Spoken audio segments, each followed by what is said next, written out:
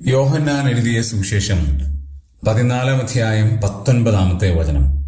കുറഞ്ഞുവന്നു കഴിഞ്ഞാൽ ലോകം എന്നെ കാണുകയില്ല, നിങ്ങളോ എന്നെ കാണും. ഞാൻ ജീവിക്കുന്നത് കൊണ്ട് നിങ്ങളും ജീവിക്കും. യേശുക്രിസ്തുവിന്റെ ചരിത്ര പ്രസിദ്ധമായ ഒരു പ്രസ്താവനയാണ്. യേശു ജീവിക്കുന്നത് കൊണ്ട് നാമും ജീവിക്കും. യേശുവിന്റെ ജീവൻ ആർക്കും തടസ്സപ്പെടുത്തുവാൻ കഴിയില്ല. ഒരിക്കലും അവസാനിക്കാത്ത, ആരംഭമില്ലാത്ത, അവസാനമില്ലാത്ത ജീവന്റെ ഉടമയാണ് കർത്താവ്. നിത്യജീവദാതാവാണ് കർത്താവ്.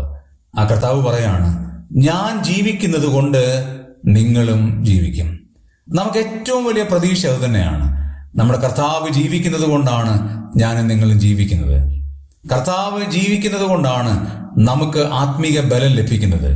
കർത്താവ് ജീവിക്കുന്നത് കൊണ്ടാണ് ആത്മീയമായ കൃപകൾ നമ്മിലേക്ക് വ്യാപരിക്കുന്നത്. കർത്താവ് ജീവിക്കുന്നത് കൊണ്ടാണ് നാം ജീവൻ നിലനിർത്തി പോകുന്നത്.